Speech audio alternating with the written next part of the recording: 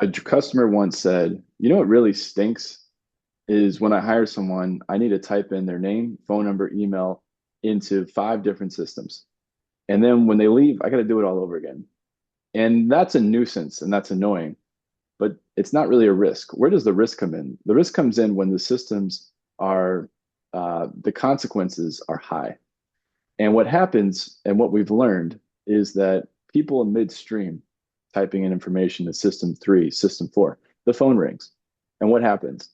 You get distracted. And so you either make an error or a mistake, or those systems never get updated. And we've heard stories where the consequences are, hey, that driver's expiration date didn't make it to dispatch, or that person didn't get paid because their address and their phone number didn't line up. And so the issue that we have there is these are low probability items, but when they happen, the consequences are high. And that's really the risk and kind of why it's something that hides underneath there because it doesn't happen enough to catch your attention. But when it does, it's a really big problem. And so when we talk with people, when we meet them for the first time, this is a real quote from someone we just met last week that said, "Yeah, I don't even know why we have all these systems. I got documents in Paylocity, I got documents on my Teams drive, I got documents in another system for dispatch. I feel like I'm uploading the same thing over and over and over again. It's scattered everywhere. And so when I need it, I'm not really sure where I go. It's not always up to date. And so what is the like solution here? What do we do? And so this is why we call it the tax and nobody put on there. It's because it's quiet and someone manages it. And usually the person we talk to is pretty dang good at it. And they got it under control. The problem is from a risk standpoint, it lies between their ears. And if they get sick, go on PTO, does it transfer to everyone else? But usually not. It's usually dependent on Rose or Larry who's doing these jobs. That if they go away, there goes all that tribal knowledge, and there goes your integration. And integration is named Rose or Larry. And so what we see is upon hire, we're typing data into compliance for driver qualifications, payroll, dispatch, telematics, over and over again.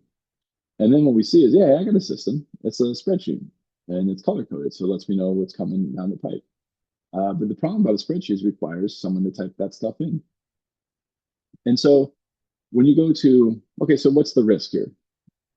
At the end of the day, there's really two consequences. The two boogeymen that we think about helping you solve is either an auditor, and the worst case scenario there is a fine.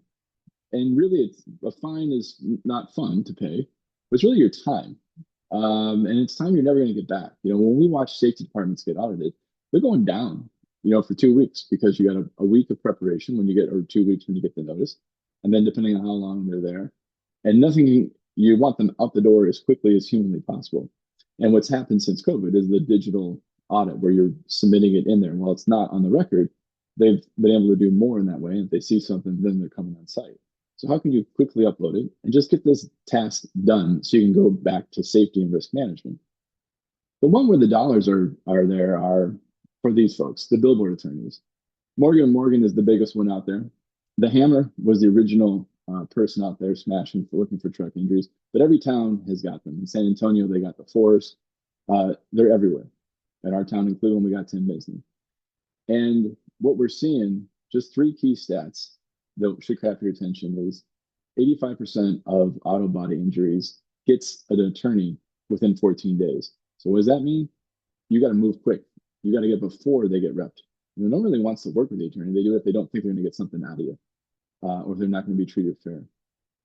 This is working. You're seeing billboards like this because it's they're generating revenue from this thing.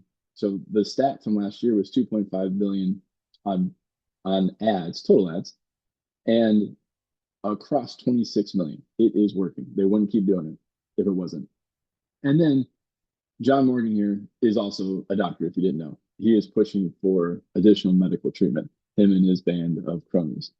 And so we love this graffiti here because it shows what these people are actually about. The money, they're not about helping the actual people. But you don't know that if you haven't gone through this process. You're someone that was in a car accident and you're looking for help. And so when we look at what are your options, again, let's say that Rose or Larry is 99.7% accurate because they're really good at their job. And I bet they are. It goes back to Did the phone ring and they just missed a date? Did they get sick? Everyone's allowed to have a bad day. I've had a bad day. I'm sure you've had a bad day. Did you miss something? And so it's just that it's a bit of a lottery system. It means that you have to have a bad day, and then that driver has an accident and something's out of whack. And it's the law of large numbers. So most likely tomorrow, you'll be all right. But if you keep sending drivers on the road, it may come that your ticket may get called. And so what we're going to share today is what you should expect out of integrations. And this is just lessons learned the hard way from the streets of going out there for us connecting systems. And so when we break it down, there's really 6 systems we see out there as mission critical in a transportation company, whether you got trucks, whether you got buses. And so the first is you got to find drivers. So that's a job board like Indeed. You got to screen them. So you got to run the motor vehicle report, the background check, drug and alcohol, PSP, etc. When you onboard them, you want them to teach them your way in training. You need to pay them, which sometimes, in many cases, in trucking, that is coming out of the TMS or the dispatching system. Sometimes you have a separate system there, so it depends on your setup and your ecosystem. And then you got telematics right there in the truck. And all these things are out there. Some are talking to each other today, some aren't. And what we're going to show today is what should you expect out of these integrations? What can good look like for you? A common theme across all of these is a roster sync. And what that means is just when you hire someone, when you term someone, or when the driver changes their information, whether it's their phone number, their address, that should happen in one system and then be updated across. That's the dream, and it can happen, and we'll talk a little bit about how. So that's the underlying, when we say roster sync, that's what we say is possible. Let's break down each specific section. And we'll hit a caffeine to do it. So when you talk about job boards and places that you source, so the big dog out there is Indeed. And then you got ZipRecruiter, you've got in trucking, you've got Cruising Gears, Jobs and Trucks, All Truck Jobs, Drive My Way, the list goes on. And so what you should expect is the ability to, from your applicant tracking system, click a button and that job gets posted. And if there's a way for the driver to stay on that site, apply, and you get that information, and you know where they came from, so you can figure out what source is working for you for the most efficient amount of dollars, right? The least amount of dollars cost per hire. A pro tip on Indeed, free postings are still a thing, and you can click a button and it goes in there. What Indeed is definitely pushing the last year is they will be deprioritizing that free. And so you do need to expect that if you want to post ads, set your budget, that you're going to be doing that in the Indeed platform to set those campaigns because they want you spending more money there. So you got to play the game, you got to play it effectively. The other thing is there's 2 options. You can send the driver to apply on your website, which we used to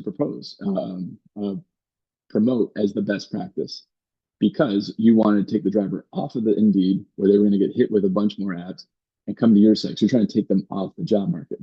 However, what has changed in the last year is Indeed is deprioritizing people that make them leave the site. Why? Because they know that every time a driver or anyone swipes left or right, that they're getting money on impressions or on clicks. And so while you're going to increase your quantity and your quality will go down, it's the name of the game on Indeed. And so those are just some of the pro tips of what we learned, like what does a good integration look like and what do you need to do to play the game? And so if you're going to have higher quantity, you need to have good screening because you can't be looking at every Tom, Dick, and Harry that comes through the door. It's just not worth your time. And that's where you expect no manual entry, but that whether it's apply on Indeed, whether it's apply on All Truck Jobs or Cruising Gears, or sending to your company site, that comes with lining up your qualification questions so that you only prioritize people that, again, are worth your time, that meet your minimum standards, that are worth having a coffee date with. People that are worth having a coffee date make it to the screening stage. And there are different stages of this, which we're going to drill into. So the industry term is faceless.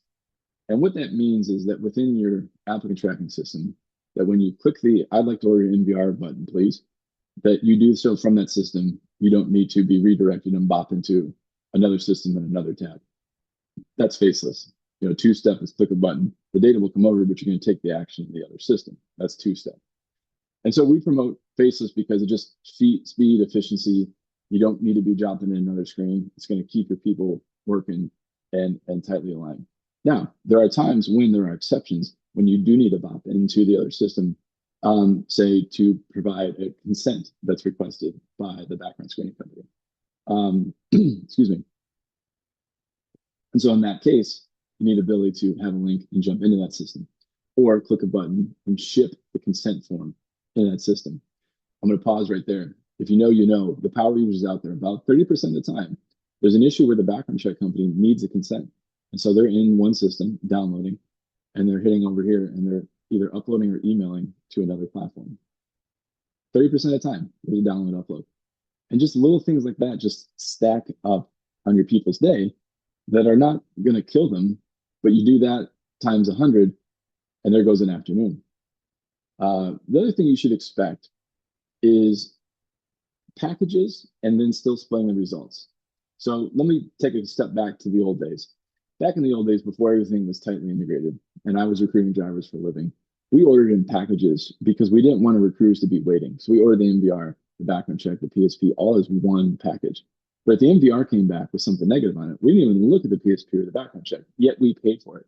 Now, we made that decision because we didn't have a better way. We were prioritizing speed over the dollars. And there was other people that said, hey, I'm going to go step by step, and I'll key it in, I'll order it step by step based on the results. And that was fine for them because they were prioritizing saving the dollars versus speed. And what we're proposing is you should have your cake and eat it too. And so how do you have your cake and eat it too is you have the packages, and you do that bulk pricing with your background check provider, but you set it up in stages. And so if the MVR comes back clean, and that's going to go to the MVR record type in the software. So now it's isolated. And I'm going to, now if you know, if you ever ordered a package from one of the background check companies, it's 40, 50, 60 pages long. And you've got pages 2, 3, 4, 5, 6 is the MVR. The next are the background check, the next is the PSP. And so when it comes time to an audit or an attorney that's knocking on your door, you've got to split that PDF up. I just want to give them pages 3 or 4. I don't want to give them the whole thing because they didn't ask for the background check. So why am I going to send them the background check? And so that is why splitting those out is really important, so that when it comes time to export, for an audit or for a billboard attorney, speed matters. And so if you're just messing around with splicing PDFs, taking a 70-pager and pulling out the 5 that you need, that's not a good use of time. You want to be ready for when you get the call. And then moving on to ordering themselves. And MVRs are one that could be ordered themselves. Why? Historically, MVRs are the cheapest one on this list. Now, I say historically because it depends on the state you're in.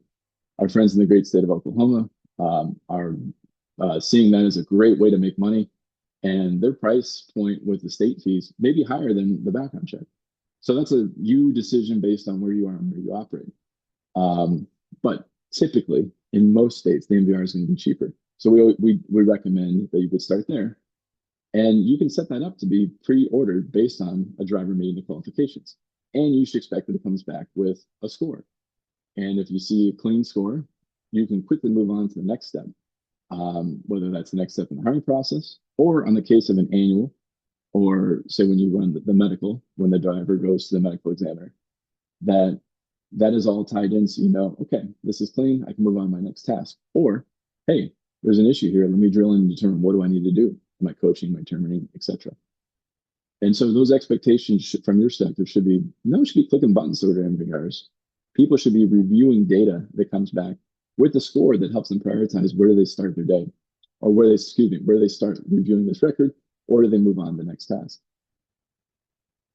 Training in the learning management systems out there, what you should expect is upon hire that you can enroll them into an onboarding campaign or a series of courses.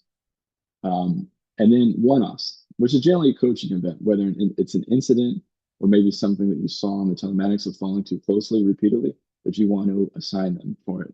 They have the ability to do that from the spot. And then going back to proof, that you want a PDF coming back, because that's what you're going to be exporting to an attorney.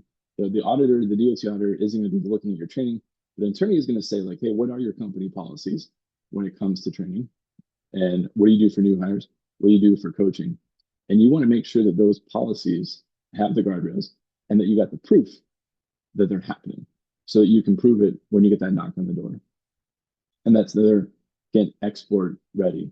And you can do it by the record type because you want to give someone what they asked for and nothing more.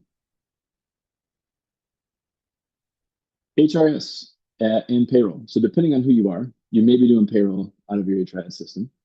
You may be doing it out of your dispatch system. We're going to talk generic HRIS systems, human resource.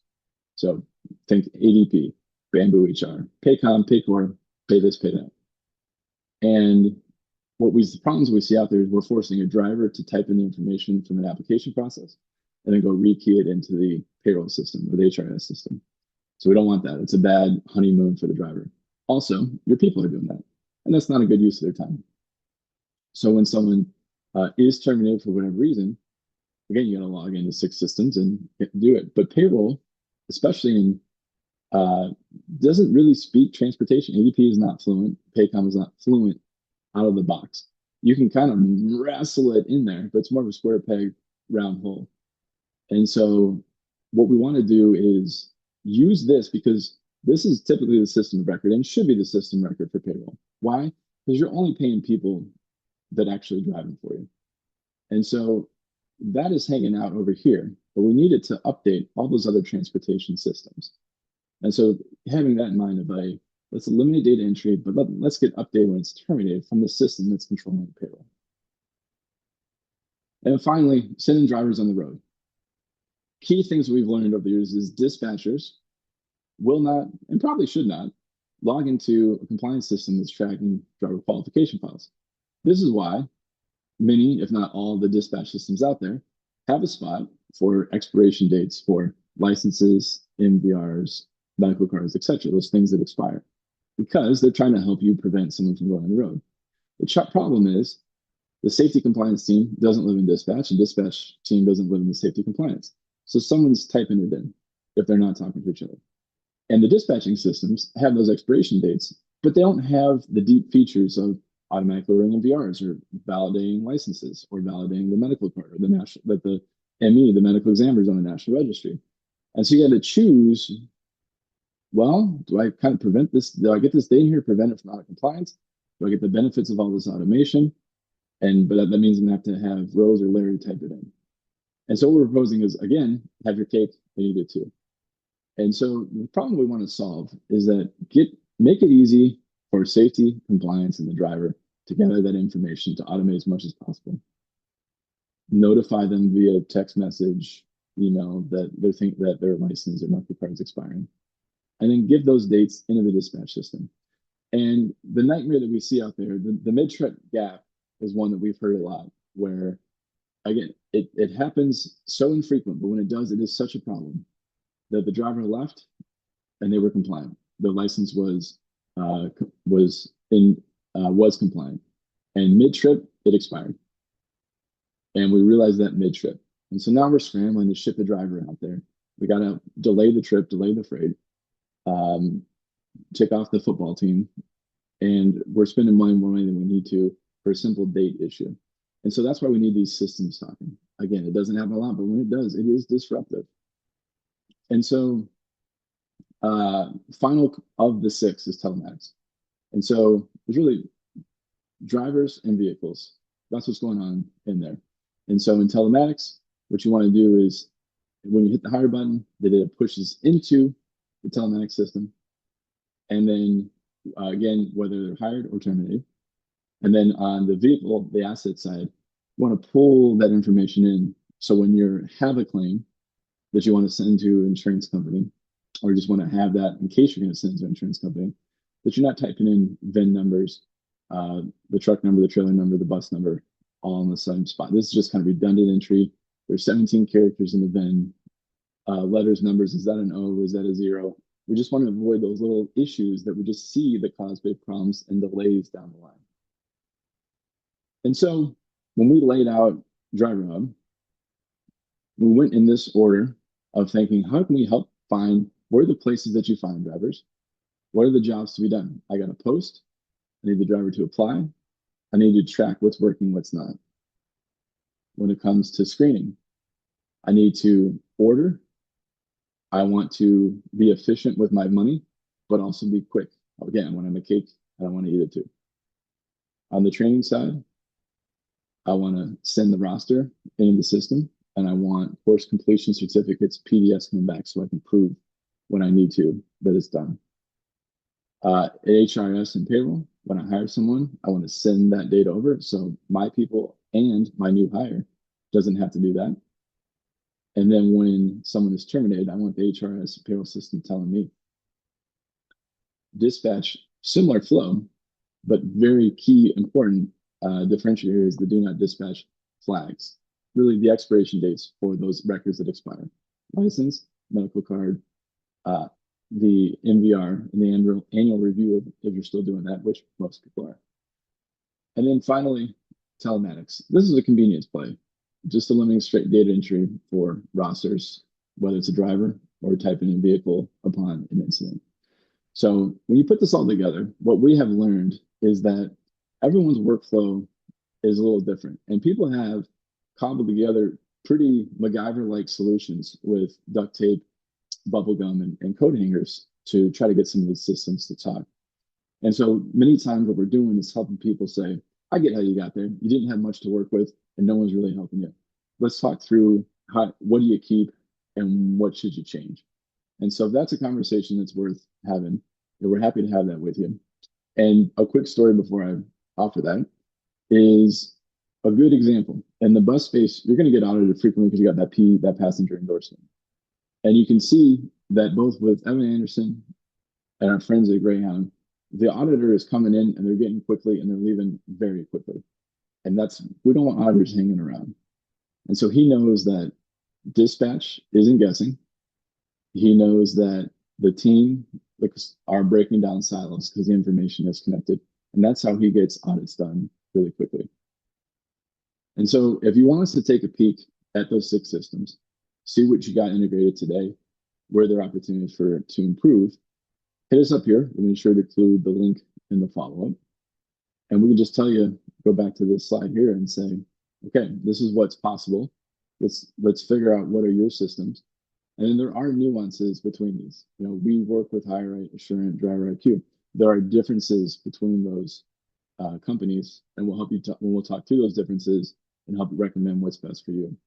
You know, same thing over here on the payroll side. This is where there's a lot of complexity. There are multiple UKGs systems out there because they've grown through acquisition. Same thing with ADP. We got Workforce Now, you got Run, and so there's a long list there, and it is different based on what you're on and what version. So we can help you think through all those details. So that's what an audit would be if you'd be interested in that. And then with our friends at Driver IQ, talking about a need for speed to hire drivers, really driving down into the background check integration and those nuances of which we covered today for how can you best automate and still control your costs. So if you're interested, stay in there, and we'll see you August 20th. And so with that, I appreciate everyone for joining and listening. Hopefully this was helpful. You're a wee bit smarter on the integration side. And again, we are happy to help audit, diagnose what we can do so you can stop keying in both for you and your drivers. Appreciate y'all.